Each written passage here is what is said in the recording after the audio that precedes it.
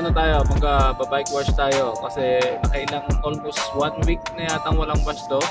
Simula nung ginamit namin sa long ride namin yung last week. So, bandang seaside din yung kasi sa may Dohaling kami nag-bike niya ng Mika Bikers sa Donald. So, yun nga, bali, huwag nyo papatagalin ng bike nyo once na ride kayo papuntang seaside o malapit sa mga dagat kasi yung mga parts ng mga may tendency kakalawangin 100% nakakalawangin talaga after 2 days na hindi nyo siya nilinisan. So meron kasi mga parts ng bike natin na metal pa rin, yung mga screw, although yung ibang parts talaga is lahat alloy. So pero consider nyo pa rin siyang linisin kasi magkakos din yan ng damage. Okay, kabikers? Ito ang mga dapat natin paghandaan. Ito mga maliit na lalagyanan lang kahit yung planggana. So doon natin lalagay yung mga shampoo or mga DIY nating. Bali ito, sabihin ko sa inyo. Bali ito, ang laman nito. Bali dishwashing liquid. Bali bakit? Bali ito ay may mga content na same ng bike shampoo na tinatawag natin. So ano bang purpose ng bike shampoo? For clean, di ba? Ano bang purpose ng dishwashing? For clean din, at ang kagandahan nito meron siyang self-decreasing action. So it's mean yung mga oil ay nadidecrease.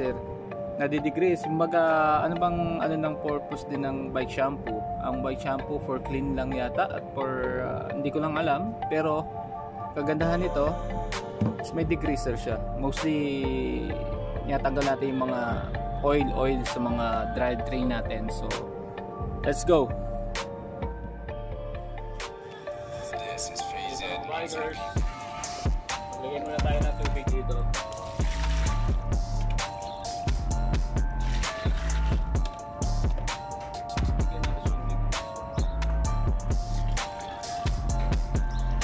Bali may halo na itong tubig, nalagyan ko na. O yan. Saka gamitan natin ng sponge para bumila.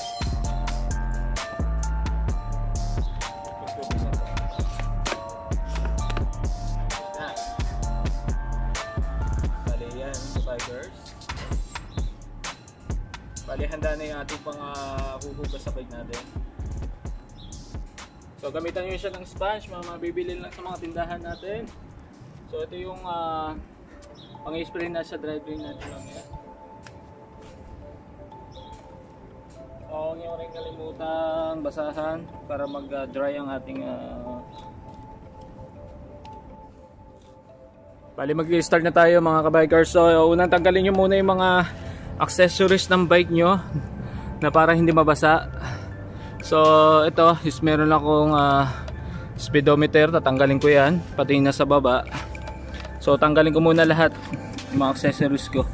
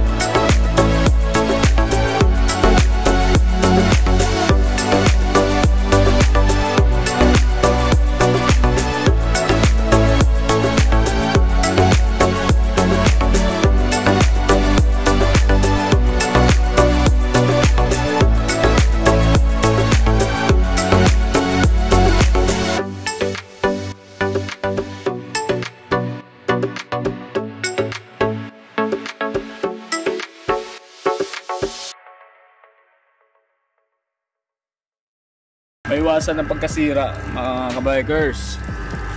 Baga ito lang ang kasama natin pag nagda-travel tayo, so kailangan natin din siyang ingatan. Parang ano lang naman din yan eh,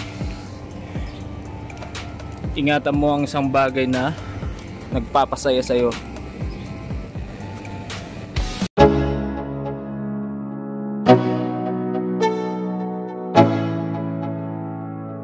Let's go. Yeah, I'm like an addict, do I gotta have it. I ain't even playing, got a really bad habit. If it moves, gotta grab it, fuse like a magnet. Lose, won't have it till I'm doomed in a casket.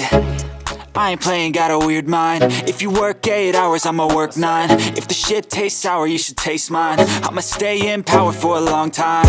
Get up, nah I ain't a quitter. Toss me the ball, I'm a really big hitter. Big picture, I'm a straight killer. Rising the song to the highest bidder. Got juice, got gas, I'ma move fast. New shoes, new tracks, like who's that? I'm new, come back, better than last. Yeah, it's a new me, never gonna look back. I'm never gonna look back. Cause damn, I was built to last. You move slow and I move fast, and that's facts. Only I can make a change. Slowly take a step today. I will never be the same. Cause that's what it takes.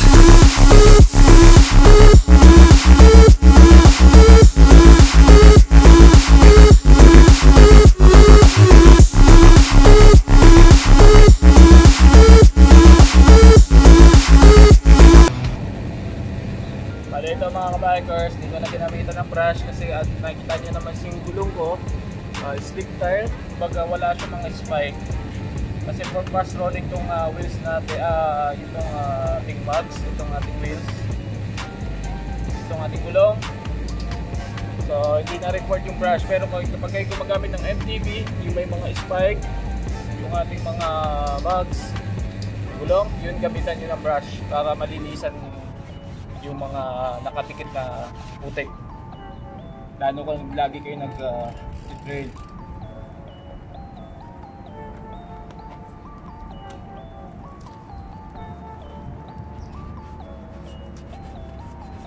Maganda kabay ko sumamit kayo ng sponge kasi kumakapit yung bubbles, yung sabon kaysa sa basahan. Bali yan ang tip ko paggamit ng sponge. Mamaya lilinisin natin yung dry drain natin. Mahalaga rin yan kasi doon napupunta yung mga buhangin, yung mga alikabok.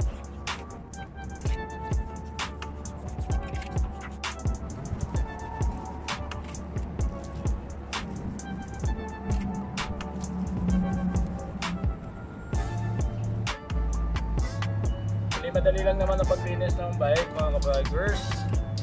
Pag tiyaga lang kasi kung may free time kayo, at least kaysa pababayaan nyo ang bike nyo tapos gagamitin nyo for the next ride, so kawawa naman yung bike nyo. Pag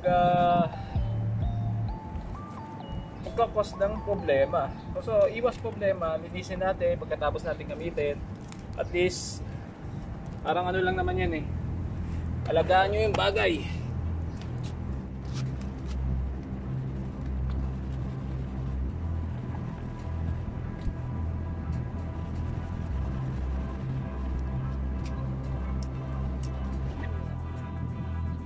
Mga parts na hindi ko talaga maninisan. Pero mamaya itong dry drain isa natin. Babad muna natin.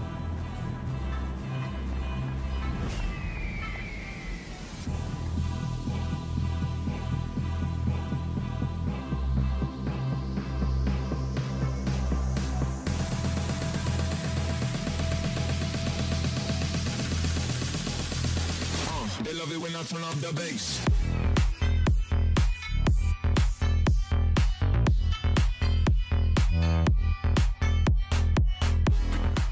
Balik tayo sa dry drain mga kabikers.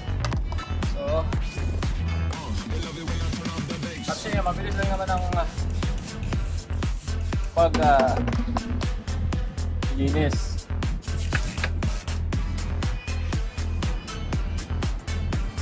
Yan, kabikers.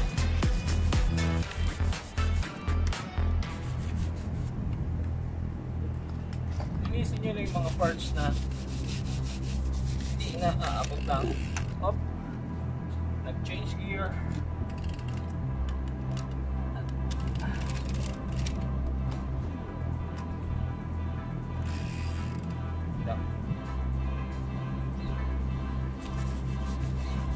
Yung mga kadena, inisin nyo yan kasi mayroong mga nakasikip na lupa kung saan ba kayo galing ng bike.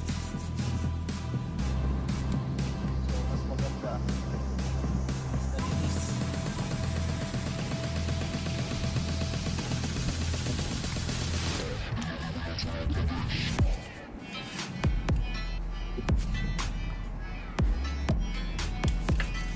Mga kabikers, pwede kayong gumamit ng mga ibang brush kung meron kayong mas maganda dito sa brush na to kasi They love it when I turn up the bass.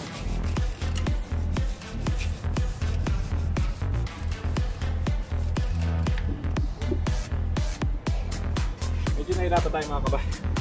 Hindi naman, kaya naman, kailangan lang okay ka sa camera. Yeah, mali yan. Tingnan natin yung mga kadena, lalo itong driving na to, meron to dumidikit ng mga lupa. So delikadong masirang RD natin. So pangalagaan natin yung RD They love it natin. when I turn up the bass. Mga bikers, umigilim-lim na naman ah. Mukhang magbabadya na naman ng ulan. Okay, brush lang tayo ng brush. Brush lang tayo ng brush, mga bikers. Sama na lang natin ito mga abot ng natin. Masyado na aabot ng ating kamay. Ayan, mga gilid. Brush na yan. Malinis.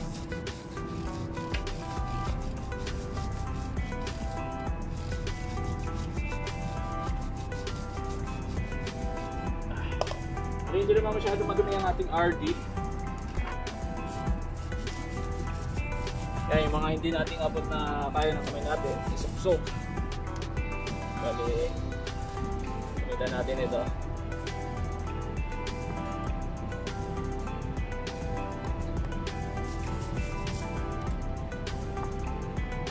So, ito rin. Bali, yung pinaka-hold ng bottom bracket natin, ay ano natin, kasi ano ako ang aking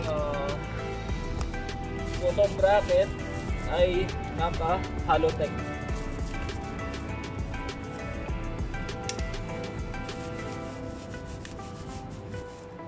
So enough na to kabikers.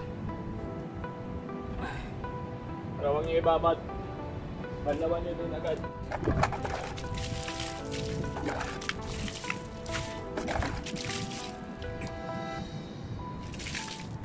Tarang lang.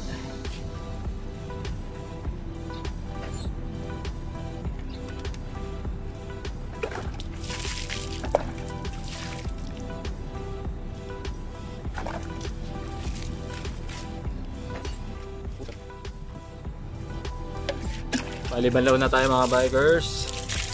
Ito yung RD natin. Nakikita nyo, mayroong mga nalalaglag na parang mga so ganyan lang yan.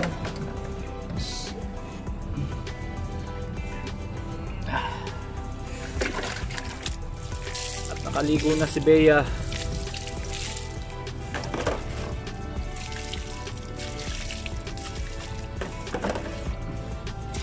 Pero kung may hose kayo mga bikers, mas mahina, mas maganda maglinis ng bike kasi may pressure yung pinakatubig.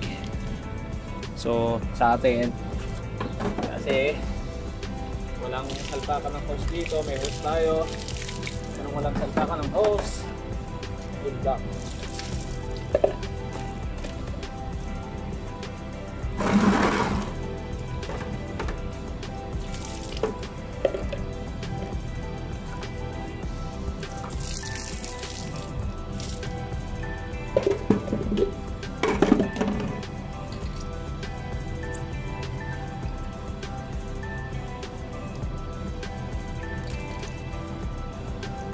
Oy, libat.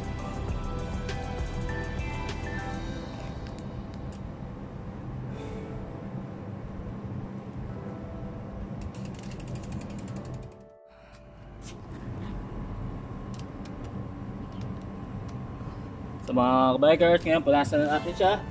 Kaya sabi sa inyo, meron kayong basahan. Basahan. Ali, try naman natin siya mga kabikers.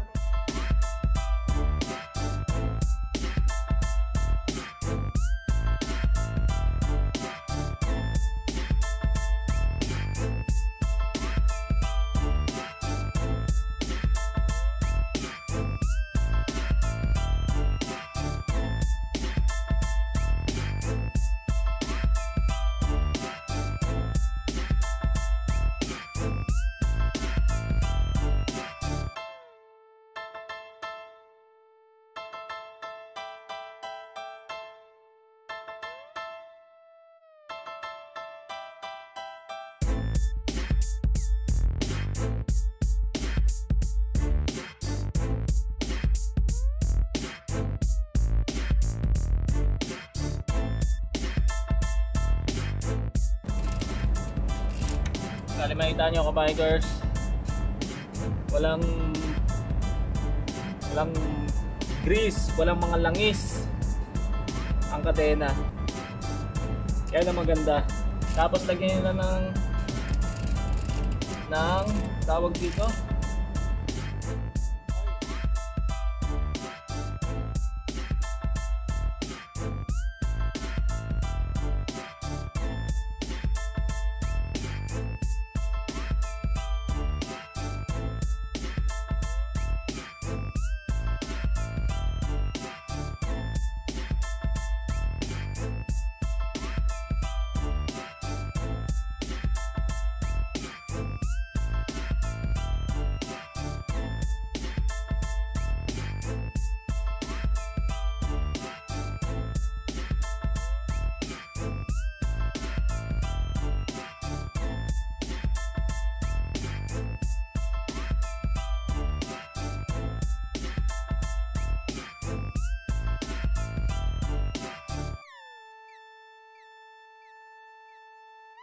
so mga bikers, balikan natin yung mga bike accessories natin.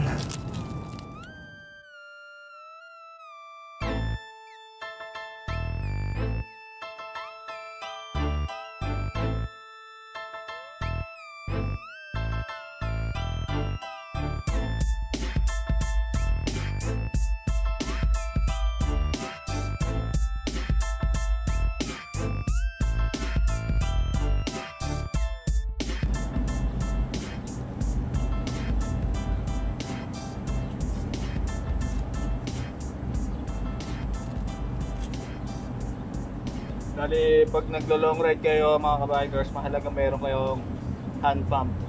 May mga hand carry pump kayo. Kasi hindi nyo masabi maputasan kayo. At meron kayong kit na pangtapan. Yun yung mahalaga. Para iwas sa biyahe. Lalo na yung walang mga sasakyan, walang mga taxi. Mahirap kumuha. Okay. No choice kayo kung di maglakad kayo na bitbitin yung bike nyo.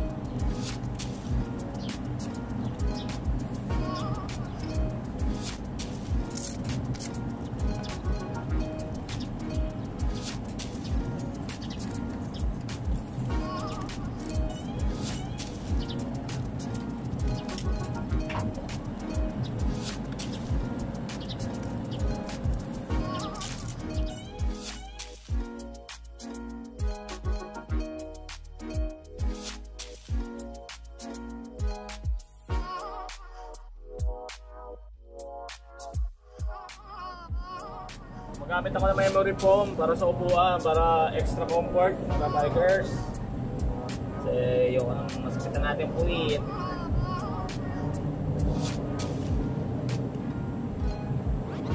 Lalo pag long ride.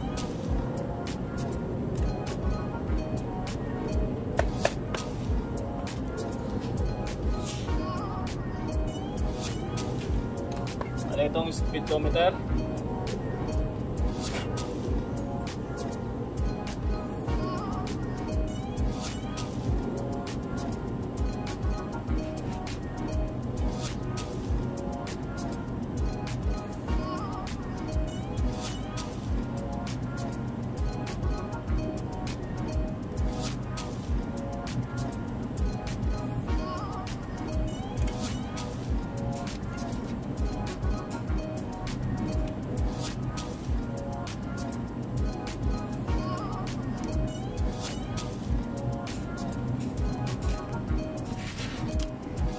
Kaya lagyan natin mga speedometer o ating